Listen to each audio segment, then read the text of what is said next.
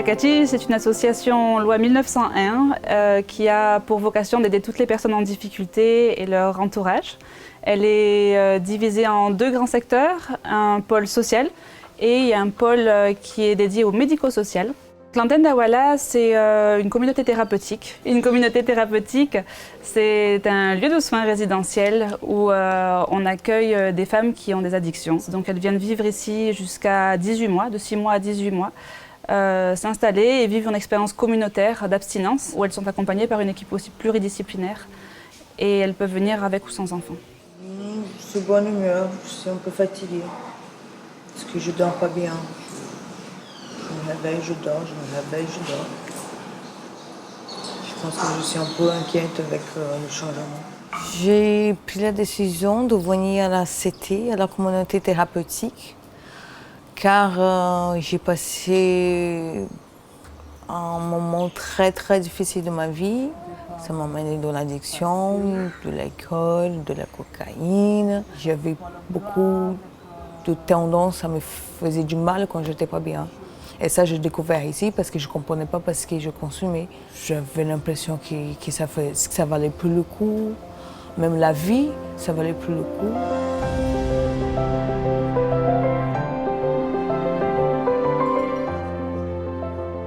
On traite ici toutes les addictions à des produits psychoactifs, c'est-à-dire on peut citer par exemple le crack, la cocaïne, l'alcool, le cannabis. Donc on accueille des femmes qui ont soit réalisé un sevrage préalable et qui sont déjà prêtes à réaliser l'expérience d'abstinence, soit qui sont à une fin de sevrage ou qui souhaitent également faire leur sevrage à la communauté. Dans certaines conditions, on peut les accueillir pour qu'elles réalisent un sevrage ici et commencent ici leur expérience d'abstinence.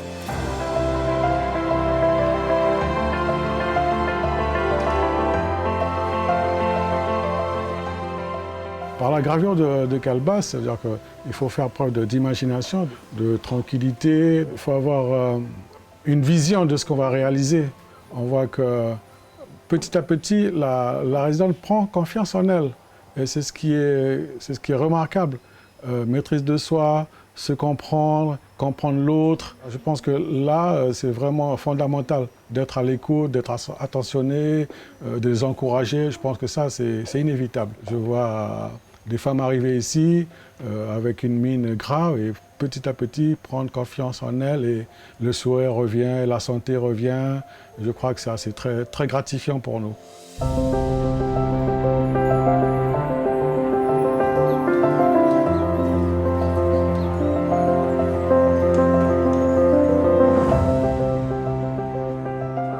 Le quotidien d'une communauté thérapeutique, donc c'est un planning très serré avec des activités sur toute la journée. Alors on a deux types d'activités. On a des activités occupationnelles, donc qui vont être vraiment tout ce qui est afférent à l'entretien du lieu et à la participation aux tâches quotidiennes, donc le ménage, la cuisine, le jardin.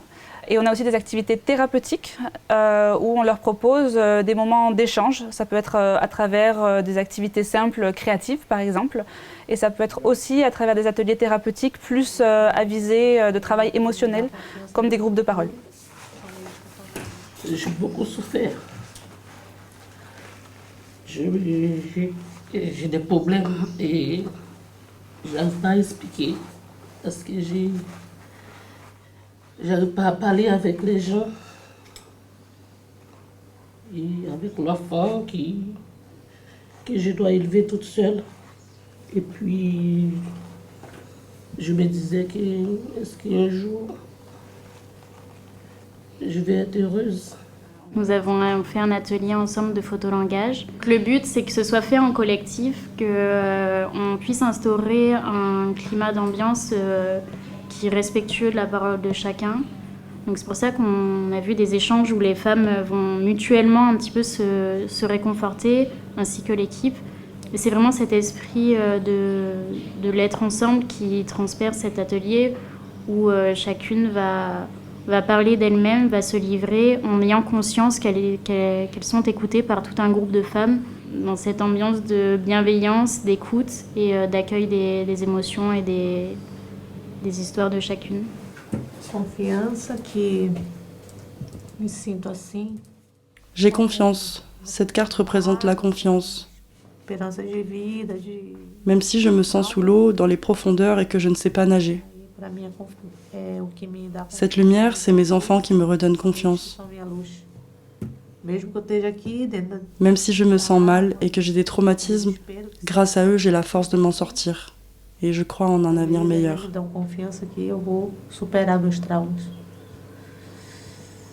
Entendre ces femmes qui sont dans le besoin, qui ont besoin d'accompagnement, d'insertion ou de réinsertion sociale, ça nous motive, nous, l'équipe, à être plus présents pour eux, à plus les écouter.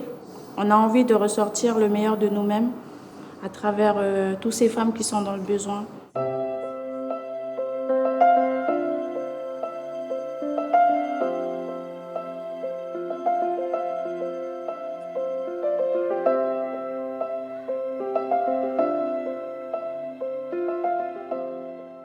Les résidentes à la communauté thérapeutique, elles sont vraiment partie intégrante du soin. En fait, c'est elles qui reçoivent le soin, mais aussi qui le donnent.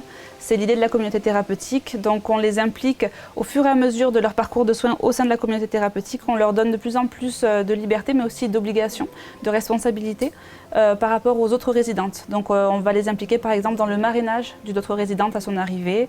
On va les impliquer dans le fait d'être chef d'équipe.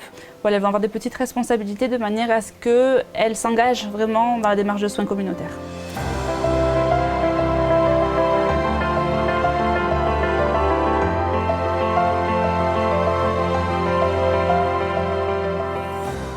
Ici, on est accompagné, on a un cadre de vie qui est sain.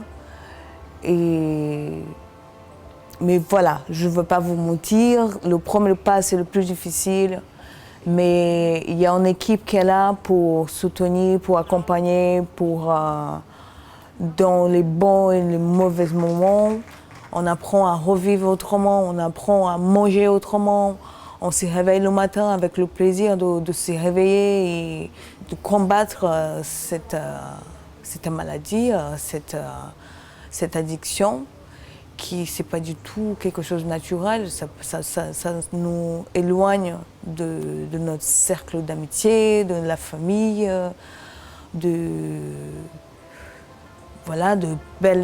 beaucoup de belles choses. Et en fait, aujourd'hui, je retrouve la joie de vivre. Il n'y a pas de prix pour ça. C'est dur, mais à la fin, c'est que du bonheur.